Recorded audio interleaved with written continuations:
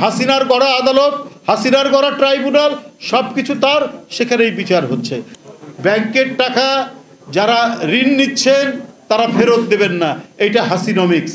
এবং ঋণ নেওয়ার পর সেই ঋণের কিস্তি পরিশোধ না করে আবার ঋণ নিতে পারবেন, এই আইনও শেখ হাসিনা করেছিলেন। এখন 6.5 লক্ষ কোটি টাকা খেলাপি ঋণ হয়ে গেছে।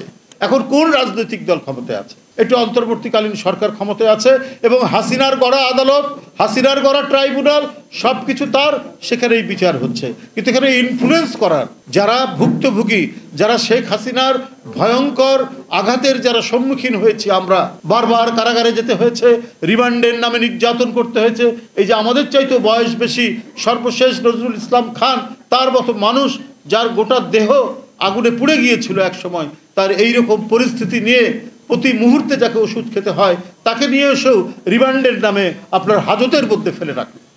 একজন রাষ্ট্রদূত ছিলেন এবং আন্তর্জাতিক খ্যাতি সম্পন্ন, যিনি একজন শ্রমিক নেতা, আইএলওর বিকল্প সদস্য হিসাবে যিনি কাজ করেছেন এই রিজিয়নে এবং আন্তর্জাতিক পর্যায়ে, তার জন্য একটা কোনো ব্যবস্থা করা হয়নি, একটা ভালো মতো থাকার কোনো ব্যবস্থা করা হয়নি।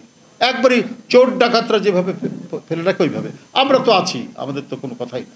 তার মতো মানুষকেও এইভাবে ফেলে রেখেছে। এই যে নিপীড়ন, নির্যাতন, এইটা ভোগ করতে হয়েছে 15.5 বছর, 16 বছর, এবং তাদের আন্দোলনের ফসল মঈনুদ্দিন ফখরুদ্দিনের সময় থেকেই সেইটা চলেছে।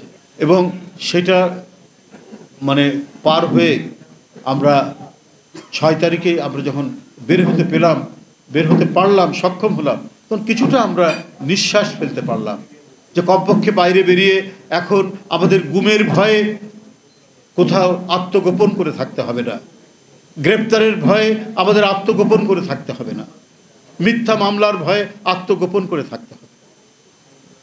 এই সারা জাতি তার সন্তান সন্ততিতে নিয়ে প্রতিটি মুহূর্তে, প্রতিটি ক্ষণে এই ধরনের আতঙ্কের মধ্যে দিন কাটাতে হয়েছে। এখন তো আর কোনো মানে সেই আতঙ্কটা সেইভাবে নাই, অন্যান্য আছে, সামাজিক কিছু সন্ত্রাস ঘটছে, এটা তো হচ্ছেই, কিন্তু পলিটিক্যালি রাষ্ট্র নিয়ন্ত্রিত গুম খুন তো হচ্ছে না, রাষ্ট্র নিয়ন্ত্রিত কোনো ধরনের হস্তক্ষেপ তো এখানে হচ্ছে না। মোটামুটিভাবে স্বাধীনভাবেই বিচারিক প্রক্রিয়া এবং আদালতগুলো কাজ করছে, কারণ এখানে কোনো রাজনৈতিক হস্তক্ষেপ নেই। সুতরাং এখানে বলার কোনো অবকাশ নেই যে কোথাও হচ্ছে কোনো ধরনের কি বলে যে কোর্টকে প্রভাবিত করা, যেটা শেখ হাসিনা করেছেন, সেরকম তো ঘটনা এখানে হয়নি।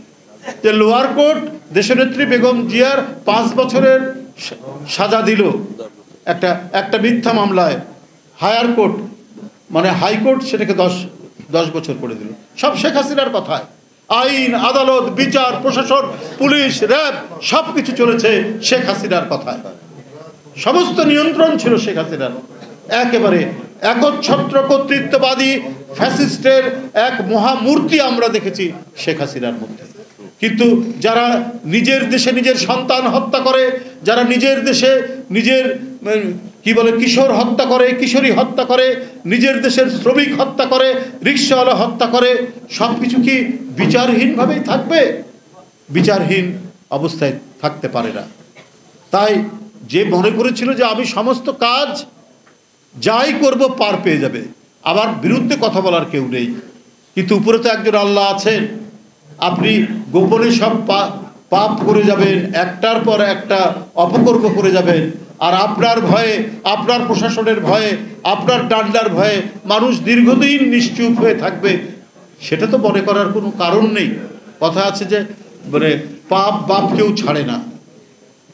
তো তার পরিস্থিতি দেখছি, ব্যাংকের ভোল্ট থেকে 2টি ভোল্ট থেকে 832 ভরি সোনা বেরোচ্ছে কিভাবে, এবং আরো অনেক ভোল্টের সোনা আছে। এটা কার সোনা?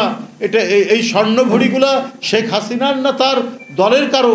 এইটা নিয়ে এখন এক ধরনের কথাবার্তা চলছে, হয়তো 2-1 দিনের মধ্যে সেটা প্রকাশ পাবে। আর প্লটের পর প্লট নতুন ঘটনা আমরা শুনতে পাচ্ছি, নতুন প্লট বের হচ্ছে। এটা হয় শেখ হাসিনার ঘনিষ্ঠজন বা অন্য কারো জন।